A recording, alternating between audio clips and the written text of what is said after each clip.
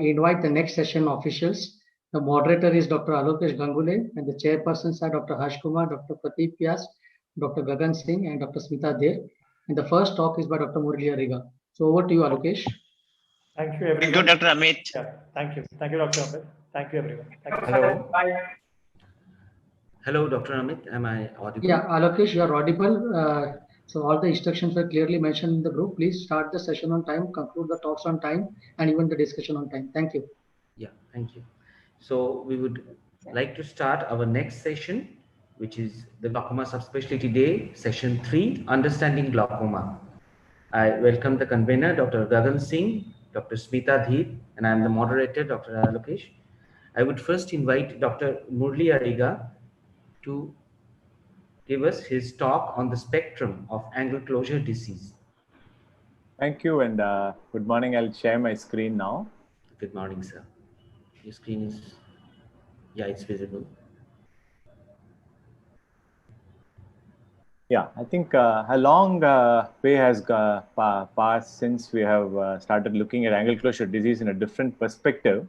And a lot of old terminology has now been phased out, and the terms like chronic asymptomatic, subacute, intermittent, those kind of terminology had a lot of limitations and difficulty in applying to epidemiological studies.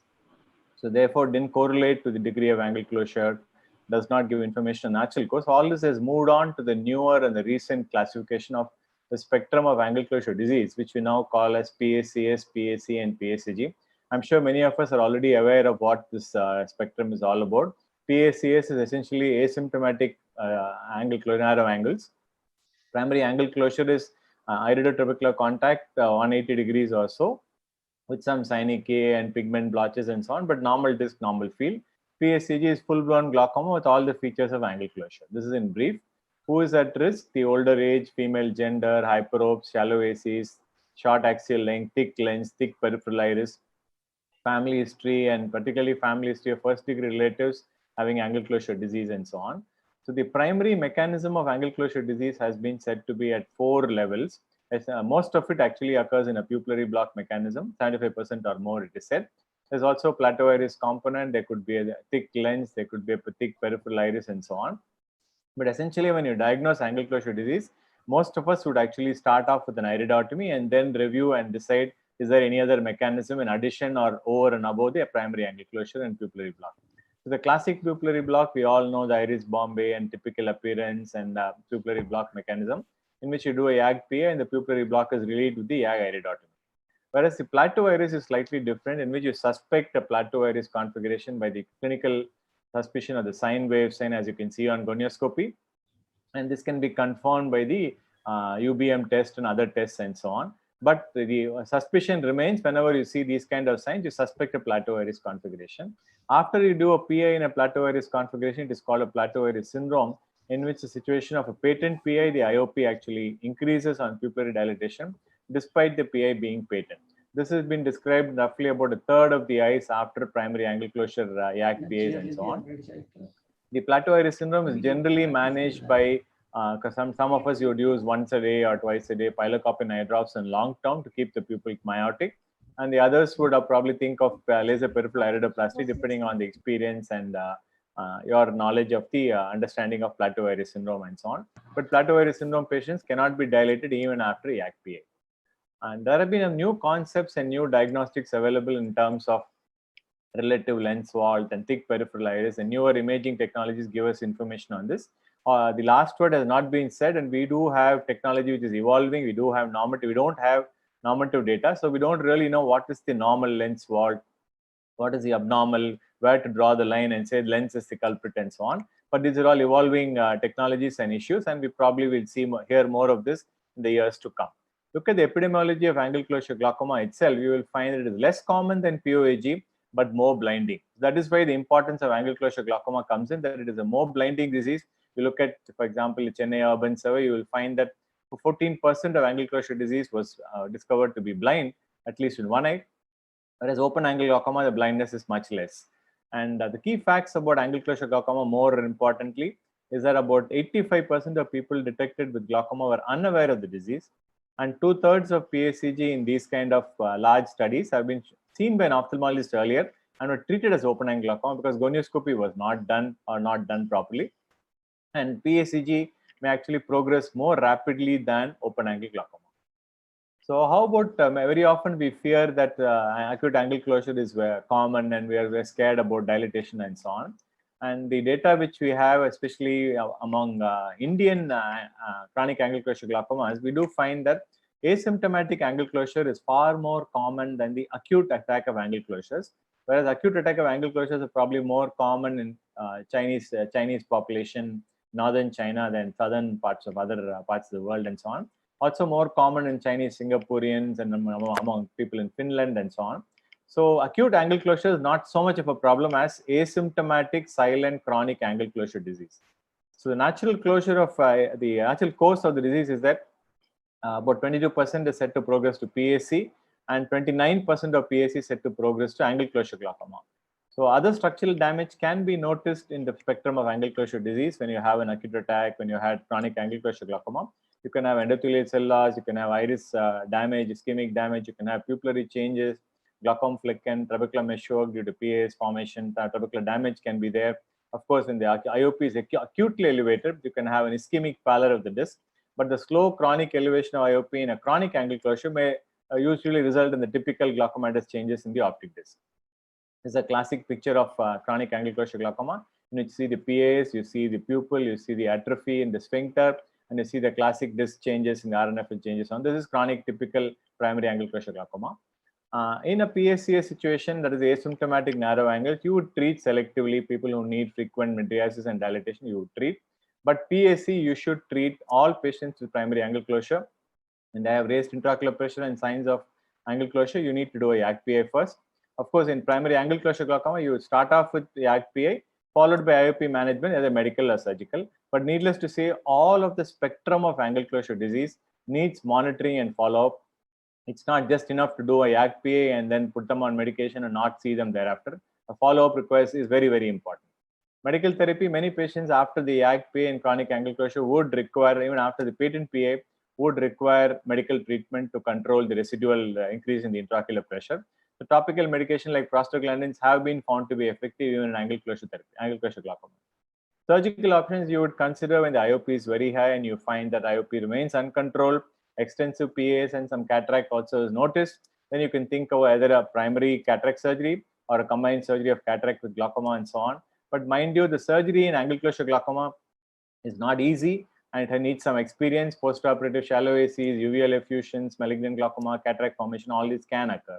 So role of the lens has been debated, and people have identified certain factors which you can identify as a lens fault as the role for removing the lens in certain aspects of the spectrum of angle closure disease. There has been a role for just the phaco or the cataract surgery alone in mild PACG, in which removing the lens alone will relieve much of the pupillary block, will also reduce intraocular pressure, and maybe better to follow up with a better quality field and maybe manage the IOP post-operatively with medication. So lens removal does have a role if in the presence of a cataract is the current scenario. So there is some publication about the role of clear lens extraction. This is clearly controversial. And what we would like to say is the EAGLE study was not perfect in the way it was done. So the take-home messages from my talk today is that primary angle closure glaucoma is a very important cause of blindness, and many cases remain asymptomatic, undetected. Gonioscopy is very, very important to diagnose PACG. Laser iridotomy is the first step in managing PACG. After that, IOP must be monitored. Clear lens removal remains a controversial topic. Fellow eye management is very, very important. One eye of angle closure disease or the spectrum, you must learn to manage the other eye. Consult patients about the disease for the regular follow-up and long-term follow-up. And definitely family members of people who have angle closure disease must undergo a screening. And you do find siblings and relatives can have angle closure disease. So thank you all for your attention. Thank you, Dr. Murli, for a very apt and concise presentation. The next presentation is from my side.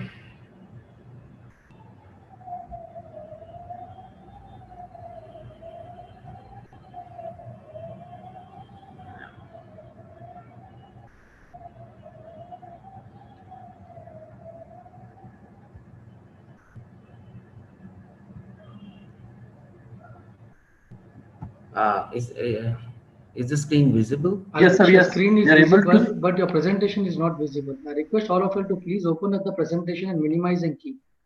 Okay, okay, 1 second. Yes, sir, now it is visible. Just go in the presentation mode and we can see it. Okay, Thank you, sir. thank you. So I'll be talking today on understanding ocular hypertension, normal tension glaucoma, and primary open angle glaucoma. I don't have any financial interest. So as we all know, primary open angle glaucoma is an optic neuropathy which is characterized by progressive injury with loss of the neuroretinal rim, which is manifested in the form of specific cupping on the optic disc and associated with a visual field defect with typical patterns which progresses in a typical way over a period of time and can be quantized by the quantitative assessment of the retinal nerve fiber layer on imaging studies. So in primary open angle glaucoma, the major seat of the pathology is at the angle of the anterior chamber, wherein the trabecular meshwork, whether due to old age or due to genetic factors, there are fusion and widening of the trabecular beams, and there is a extracellular proteoglycan matrix laydown which decreases the outflow and thereby causes a rise in the intraocular pressure. And this in turn causes a damage to the optic nerve. In normal tension glaucoma, there are various pathologies which have been hypothesized, one of them being the abnormal laminar structure, where the collagen is genetically modified to be less resilient to the IOP, and along with it, there are evidences of poor blood supply at the optic nerve head, which results in the cupping. So basically, in normal healthy conditions, there is a retrograde flow of neurotrophic factors which help in the RGC cell survival, where mechanical pressure at the lamina cribrosa or due to ischemia or other genetic factors, there is an obstruction of the exoplasmic flow which happens retrograde, and there is a glial cell activation and excessive calcium influx into the cell causing RGC death. This is also in a progressive stage where the Neberkill effect manifests itself. In the glaucoma continuum, if we look, the ocular hypertensives are mostly towards the left side of the spectrum, and the primary open angle glaucoma and the NTG patients are mostly on the right side of the spectrum. Glaucoma is a slowly progressive disease with an average of 15 years taken to progress from early to end state with the IOP of 21 to 25, with about 7 years from 25 to 30 and 3 years more than 30. So if you look at the general population, the ocular hypertension population is a subset of the general population, on which a subset is the group of people who suffer from primary open angle glaucoma, and the normal tension glaucoma are a subset of the general population without a high IOP. So if we measure the intraocular pressure and compare it to the relative risk of primary open angle glaucoma, OHT patients would lie somewhere around here in the curve. And if we look at the skewed distribution of IOP and the visual field loss, the ocular hypertension would lie somewhere around here. So most of our information from the ocular hypertension group of patients is from the OHTS, which had a medication and observation group, and they showed conclusively that by 5 years in the medication group, the number of people progressing to primary open angle glaucoma were almost half of those who were not treated. So what was the take-home message? It was this, that the all ocular hypertensive patients do not require treatment, only patients with higher IOPs, above 26 millimeters of mercury, that is beyond 2 standard deviations of the high limit of the normal, the thin corneas less than 550 microns with large vertical greater than 0.7 CDRs and high PSD in the initial visual fields are the patients who benefit from treatment. Coming to normal tension glaucoma, it is the optic neuropathy of unknown etiology, which is characterized by cupping of the disc and typical visual field loss, but with a normal intraocular pressure. And it is a diagnosis of exclusion, and an extensive differential must be considered before diagnosing this. Like, for example, it's most important to rule out ocular hypertension. It is described to be of 2 types, the non-progressive variety, which may be due to a single event of systemic hypertension in the past, or it may be a progressive variety with chronic vascular insufficiency. They are typically described to have larger discs, peripapillary atrophy, particularly beta zones, and thin disc rims, shows more notching and more evidences of sloping of the cup and disc hemorrhages. The visual fields are focal, closer to fixation, within 5 degrees deeper, and dense paracentral scotomas may be presenting factors. So between the normal tension glaucoma and the primary open angle glaucoma overlap, the difference appears not to be intraocular pressure, but the disc resistance, which is supported by findings of abnormal laminar structure in NTG eyes with more susceptibility to damage at IOP at the normal range. And also it is quantified by the beneficial response to IOP lowering in a large subset of NTG patients in the CNTGs. The central corneal thickness is found to be significantly reduced in many eyes with NTG, where it's a risk factor for progression of disc and visual fields, and it may also represent the inherent structural abnormality of the supportive collagen in the lamina cryptosa, causing damage even at normal IOP levels. The mean arterial blood pressure minus the IOP gives us the ocular perfusion pressure because it quantizes the forces at play on the optic nerve. And if we look at the diastolic perfusion pressure, then as the diastolic perfusion pressure falls, prevalence of POAG increases. So there are associated conditions with normal tension glaucoma, like migraine, Raynaud's phenomena, and other vascular predispositions. Grants et al. Had shown the response of the nail fold capillaries to cold, if measured, may give us a clue. Some patients who are on hypertensive medications may experience excessive fall in systolic and diastolic blood pressures while asleep, and when the IOP rises in these conditions, the ocular nerve edge suffers from anoxia. It has also been seen that in asymmetric NTG, there are evidences of patients who have greater than 50% lumen reduction of the common carotid artery, and the ophthalmic artery, being the end artery, suffers from anoxia. In these cases, reduction of IOP by greater than 25% and reversing vasospasm is a goal. We also should think about the fact that up to 50% of patients of normal tension glaucoma have been described to be having obstructive sleep apnea, which also plays a role in the anoxia of the optic nerve here. Finally, coming to the collaborative normal tension glaucoma study, it showed quite conclusively that visual fields in normal tension glaucoma are very variable. But however, lowering the IOP by greater than 30% slows down the visual loss. But it is important to note that not all untreated patients progressed, but if they're untreated, about half progressed by about 5 to 7 years' time. This would, all in all, perhaps summarize the phenomena of normal tension glaucoma. Thank you.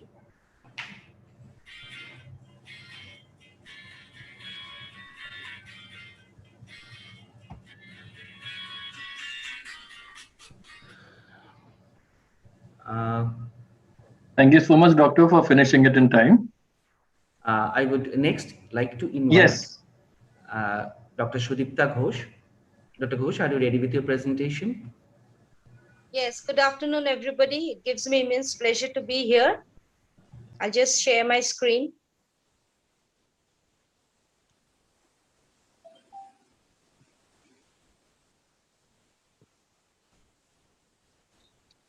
Can you see? Yes, ma'am, we can see it. Okay. Just a moment. Can you, shall I proceed? Yes, please. Okay. But I can't see it myself. Ma'am, you're using the phone, so you will only have to present it from this particular screen. And rotate you Now- as well, ma'am. So now you can just go and you can just start, and the moment, yes, now we can see the next one. So Ma'am, you please will not rotate be able your to. pointer. I'm starting. Yes. Okay. Today's topic is about steroid-induced glaucoma. And I'm very honored to be a part of this subspecialty day glaucoma. Coming to the disease entity, it was first appreciated in the 1950s by Dr. Gordon and MacLean. Here, there is an increase in the intraocular pressure, and they noticed that after the administration of systemic adrenotropic corticotropic hormone, there was an increase in the intraocular pressure. Dr. Francos was the first one who reported a case of the elevated IOP after locally administered Scotstone. Definition has varied, considered to be an IOP increase greater than 10 millimeter of mercury from baseline. Patients who experience an IOP rise in the settings of glucocorticoid use are considered as steroid responders. Coming to the etiology, The steroid-induced glaucoma is a form of secondary open-angle glaucoma in which aqueous outflow resistance is increased, leading to an elevation in intraocular pressure. The number of mechanisms that were postulated were the induction of the physical and mechanical changes in the microstructure of the trabecular meshwork, the inhibition of the proteosis and the trabecular meshwork endothelial phagocytosis, and deposition of the substance in the trabecular meshwork. Now, next, coming to the risk factors, anyone can be at the risk for steroid-induced glaucoma, and the risk of glaucoma increases as the duration of the therapy increases. Some of the risk factors here are the primary open-angle glaucoma, a first-degree relative with primary open-angle glaucoma, a history of previous steroid-induced intraocular pressure, type 1 diabetes mellitus, a very young age less than 6 years old or an older age, connective tissue disease, penetrating keratoplasty, and high myopia. The key points that we need to remember here is in this subset of patients, the intraocular pressures should be monitored regularly. Care should be taken to avoid corticosteroids if possible. If corticosteroids are indicated, the judicious use of an adequate potency and duration should be considered. Now, coming to the type of steroids, topical ocular preparations, as we all know, the corticosteroids drops or ointment. The potency of the topical ophthalmic steroids tends to correlate with the severity of the intraocular pressure rise. Difluoroprednate is the most likely to elevate intraocular pressure, followed by dexamethasone, prednisolone, loteprednol, and fluorometholone.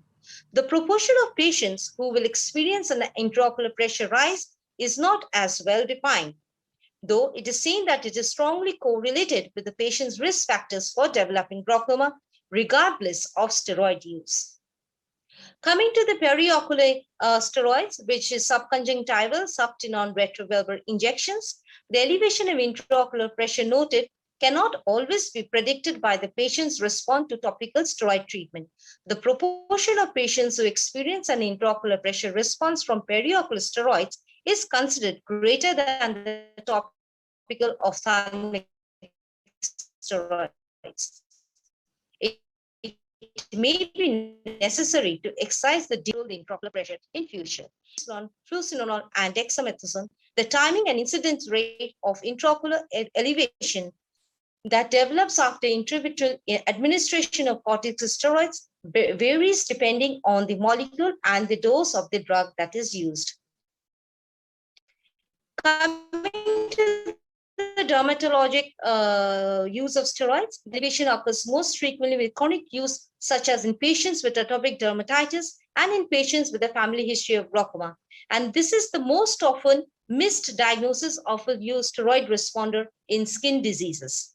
Coming to the systemic and non-ocular targeted, an increase in intraocular pressure and glaucomatous change is a well-known risk factor of systemic steroids for immunosuppression in renal transplant patient population.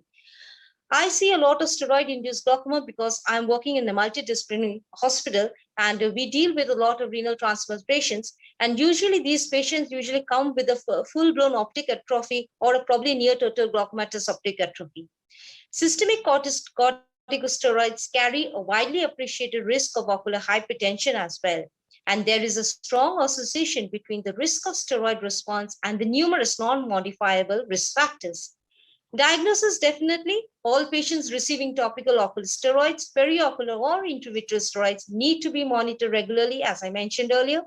The chronic ocular steroids should not be administered by non-ophthalmic physicians. And this is a very important point which we need to keep in mind, unless the patients are also being followed by an ophthalmologist. All patients using dermatologic steroids on the face should also have periodic intraocular pressure measurements. Patients in the high-risk group mentioned above should use steroids judiciously and be monitored closely if the steroids are used long-term. Coming to the management, definitely the first thing is to discontinue steroids. In the acute form of intraocular pressure elevation from steroids, discontinuing steroids can cause the IOP to normalize in days. But when it's a chronic form, the elevation of IOP can last 1 to 4 weeks, though steroid therapy has been maintained for more than 18 months. The IOP can stay elevated far longer after withdrawal of therapy. In a small subset of patients, we've seen that the intraocular pressure may remain chronically elevated despite discontinuation of steroids. Removal of depot steroids, that is excising the depot steroids, vitrectomy can also be used to reduce intraocular pressure, and many of these patients may require glaucoma medication or surgery to control intraocular pressure. Coming to the glaucoma treatment as per, the treatment of the steroid-induced glaucoma is very similar to that of primary open-angle glaucoma and includes the use of topical glaucoma medications, laser trabeculoplasty, filtering surgery, and glaucoma drainage implant surgery. It has been seen in literature that selective laser trabeculoplasty has been proven to be effective, but not many centers do have an access to this laser therapy. Goniotomy is considered by some to be a particularly effective treatment. Similarly, cannuloplasty has been proven to be promising too. Now, coming to my last slide, the points to ponder, we have to take a proper history taking of these patients to know whether they have any pre-existing glaucoma or not, whether they have any strong family history of glaucoma or not. Monitoring of such kind of patients who are on steroid is very of utmost importance, because though optic nerve atrophy happens over the years, but if we control it at the earlier stages, we can stop these patients from getting into blindness. The type of choice of steroid or the type of steroid use is also an important factor here. Next, coming to the awareness for the non-ophthalmologists who are treating patients with steroids, as well as for dermatologists who are giving steroids to these patients, they need to be aware that an ophthalmologist's opinion is of utmost importance. One more important thing is the nephrologists. They usually don't agree on stopping their steroid treatment for the eye, but it's very difficult to convince them, because for them, for the renal transplant to keep working, these patients need to be on steroids. Hence, an awareness needs to be created amongst them. And lastly, timely management of such patients, we can definitely stop them from growing into total glaucomatous optic atrophy. Thank you so much for your patient hearing. Thank you. Thank you. Thank you so much, Dr. Sudipta, for your concise and comprehensive presentation. Next, I would like to invite Dr. Pradeep Vyas sir to talk to us on how to manage a suspicious disc and diagnose pre-perimetric glaucoma. Good afternoon, sir. Hi, good afternoon. Thanks, Alokesh. And at the outset, I would like to thank the scientific committee of the AIOS for having given me this opportunity. I would be talking to you on how to manage the suspicious disc and diagnose the pre-perimetric glaucoma. Try to understand that, both these conditions are very common if you are practicing glaucoma. One is a non-pathological condition and other is a pathological condition. So we have to differentiate both the conditions, because in one condition, you don't have to treat the patient. In another condition, then probably you are doing a negligence. Is the basis of the disc evaluation and correlating visual field changes. That is a classical definition of glaucoma. But in our practice, every kind of, some has a large disc, some has a small disc, but most of us has a normal size of the disc. If somebody has a large size disc, then obviously he would be having a large cup, and that would be erroneously diagnosed as a glaucoma. But it's not a glaucoma, it's a disc suspect. And if you have a small disc like this, then obviously if somebody has a glaucoma, then you have a tendency to miss the glaucoma.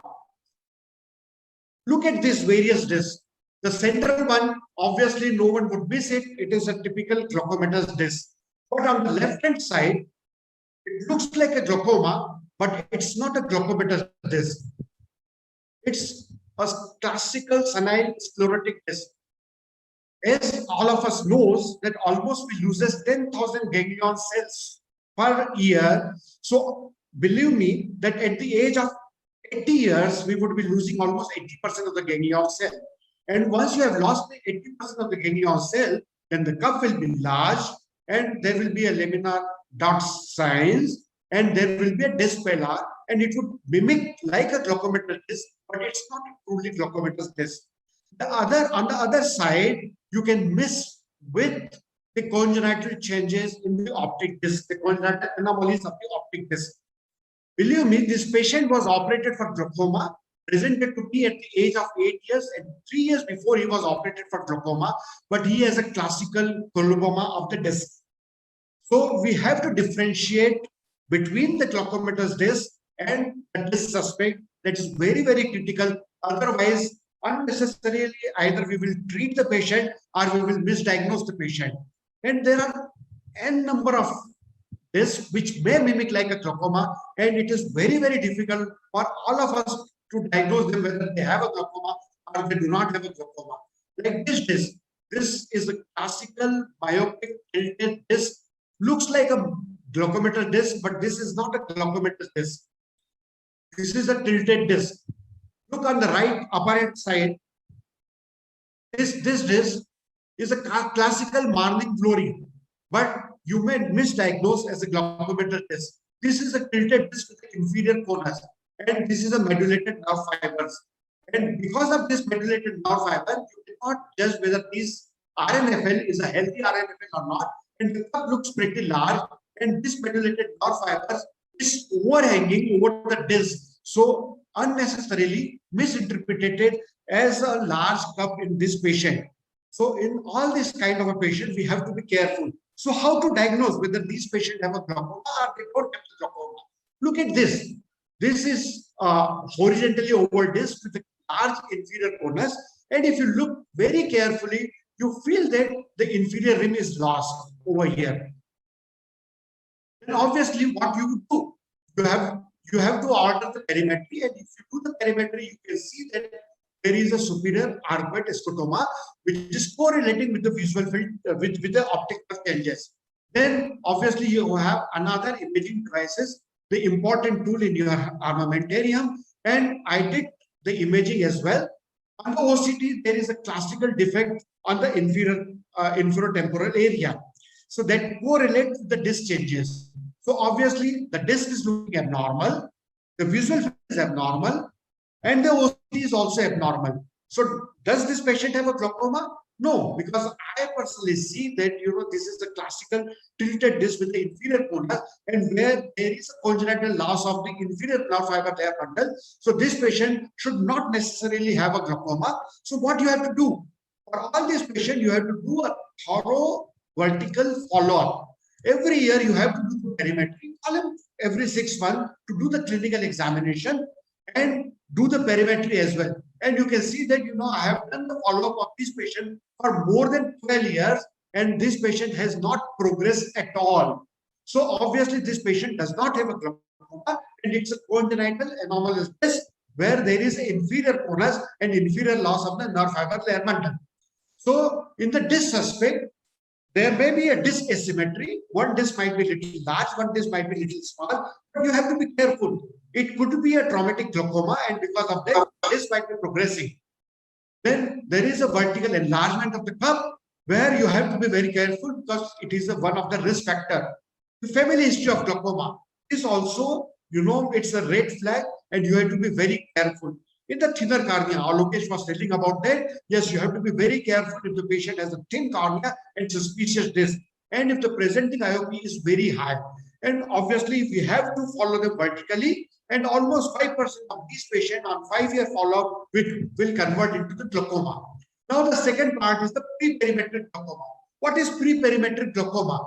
Where you can see that there are nerve fiber layer changes in the optic nerve head or in the optic nerve, but visual field is normal. So the white on white perimetry is normal, but you can see over here, there is a disc hemorrhage and there is a RNFL defect. And all of us knows that the structural damage precedes the functional damage, and obviously the disc hemorrhage precedes the structural damage as well. So by doing a careful 90 diopter stereoscopic examination, you would be able to pick up this RNFL defect. And once you pick up this defect, and if there is no defect on the nerve layer, on the white perimeter, then also the patient has a glaucoma.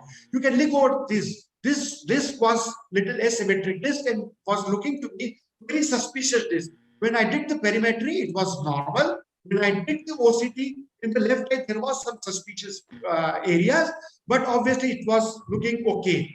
And on the vertical follow-up, at 2 years from now, there is a classical defect of the RNFL. And when I did the perimetry, there was a superior artery.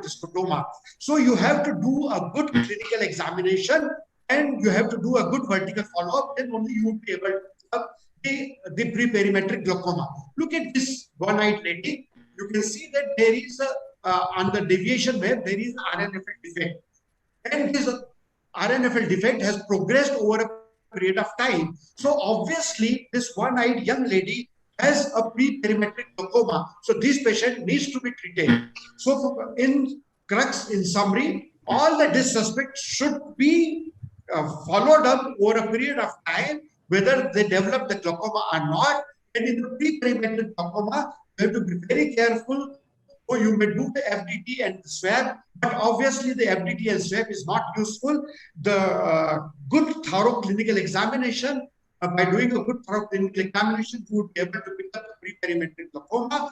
And imaging technology does help many a time, but all these patients require a good vertical follow-up. And once you suspect a pre-perimetric glaucoma, initiate the therapy right away. Thank you very much for your patience here.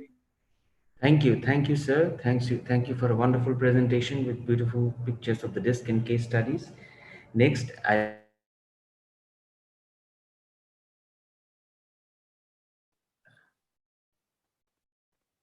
Okay, can I share my screen? Yes, sir. Please share your screen.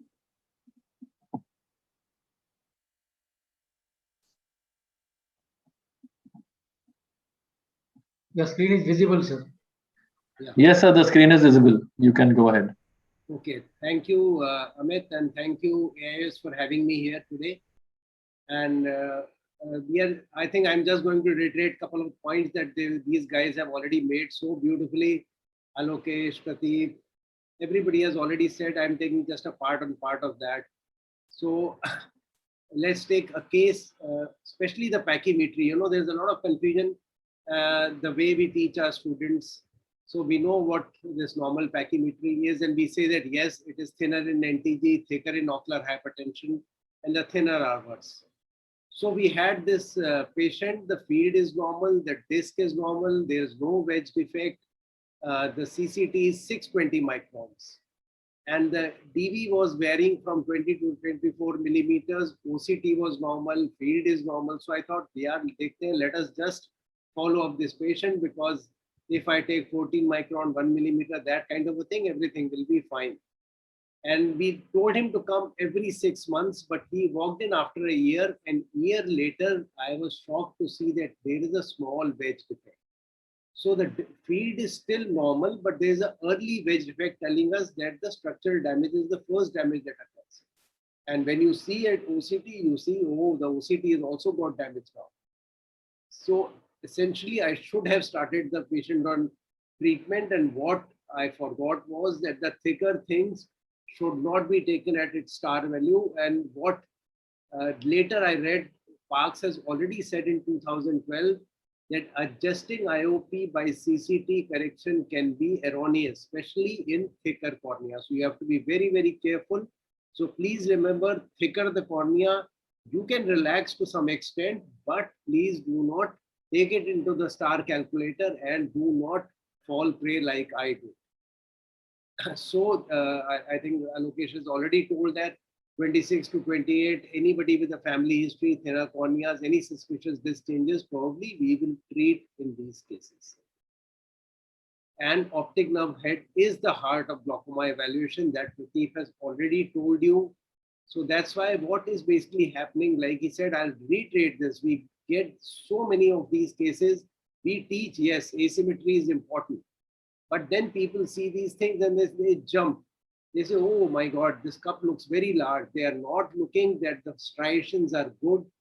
They are not looking that the NRR is healthy. Everything is fine. There's no hemorrhage, nothing, but they will start doing all investigations.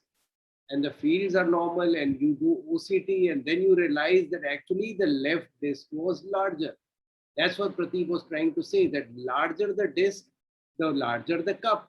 but people forget it and start treating. So this, Pradeep has already said, you have to actually measure the disc size always. And if you're using a 90 disc like we normally do, you have to multiply by 1.3, and then you can, with the help of a slit lamp, you can really measure the size. So what happened, these small kids with larger cups are being referred to us every day with so many examinations. The first thing you need to do is make the father or the mother sit down, and you realize, oh my God, it is the same kind of a thing. So we need not treat. This is so much of over treatment which is going on in physiological disc. And this is one of the biggest mistakes in decision making that is going on. Again, another very important thing that is happening, a patient came to me 50 years, everything else is normal, the pressure is normal, CCT is normal, vision is normal, high myope, and there was a field defect like this, and he was being treated for glaucoma. But I said, this doesn't look like it. So we dilated, and even the OCT was normal.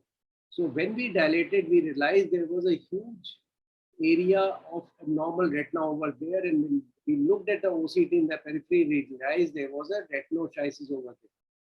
So every day what is happening is field defects which are due to retinal problems are being treated as glaucoma every day.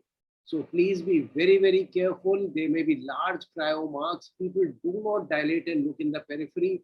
Whenever there's a suspicious field defect which does not look like glaucomatous, please be very careful.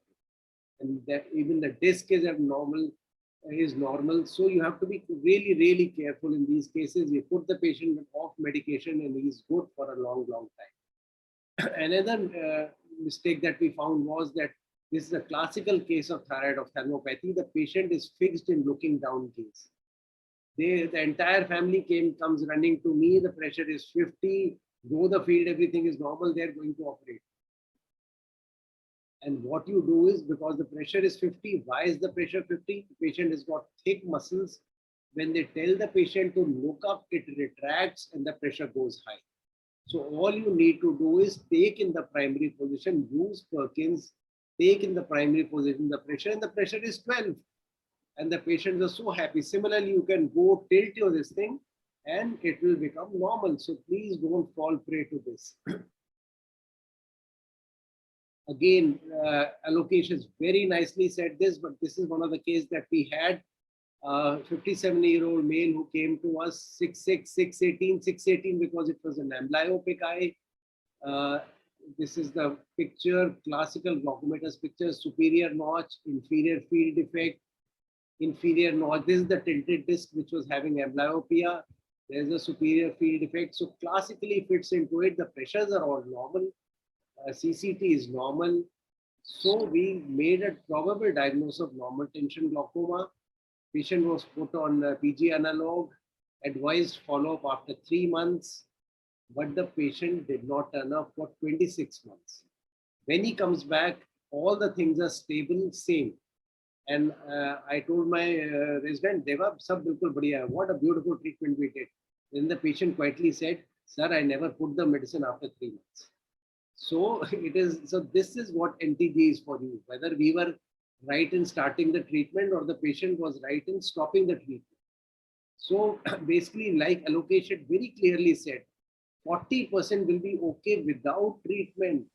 So one has to be very, very careful. You have to rule out burnt out glaucoma, steroid-induced glaucoma, Boston Crossman syndrome, traumatic or sudden elevation, or one of the commonest causes, a lot of blood loss. So these cases, you have to be very careful. This is a glaucoma.